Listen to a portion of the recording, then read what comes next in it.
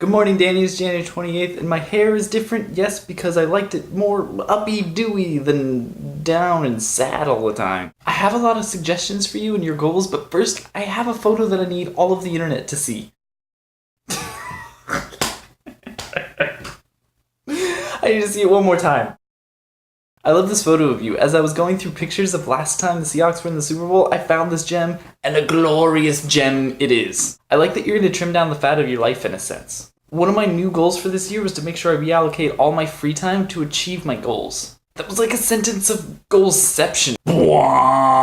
Having a goal to achieve my goals? But it's important. So much of what I do feels like idle time filling, and I'm not actually accomplishing anything. So I decided that my free time should be for achieving what I call aptly titled Achievables for this year. This list includes getting 2 touchdowns in my football league, still working as hard as I can on this one, getting better than a 3.0 GPA average for the entire year. Seeing as how my GPA for last year was about a 3.5, I'm hoping this won't be difficult, but you never know when you're a physics major. To do something that is teaching related. I like this one because it forces me to do something positive for the career on, which is sometimes hard when a lot of the things that I can do to achieve it are in school. This one will hopefully be fulfilled when I apply to the Academy of Sciences. Read more than 20 books. I'm already 3 books into this one, and I'm about to finish my 4th book. Last year I only read 13 books. The Game of Thrones series is just so long! So I thought 20 would be a good goal for this year. Run another half marathon. I didn't run as much as I could have or would have liked to last year, so having a race on my mind means that I'll have to focus and actually do it. And finally get myself a passport.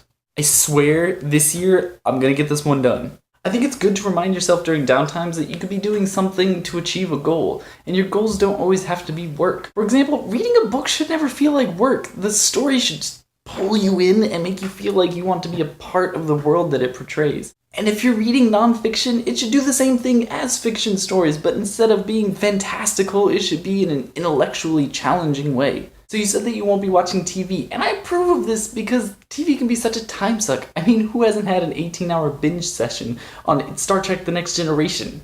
No? Nobody? Just me? Okay. However, 8th grade Chris knows all about the loopholes with this one because Mom grounded me in 8th grade for sneaking out of the house. Memories. And all the loopholes stem from this one question. What is TV? Do you mean the physical box that projects light into your retina?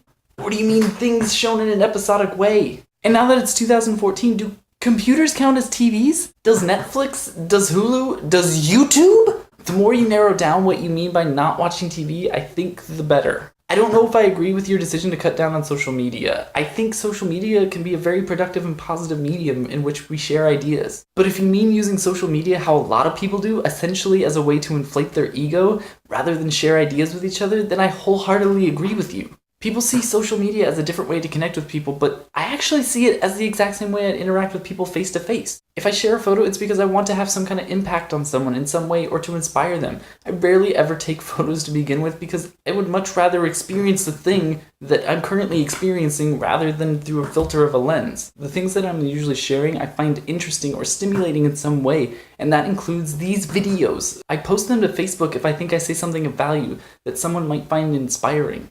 But at the end of the day, the only person watching these videos and getting something out of them that I care about is you. Danny, I will see you tomorrow.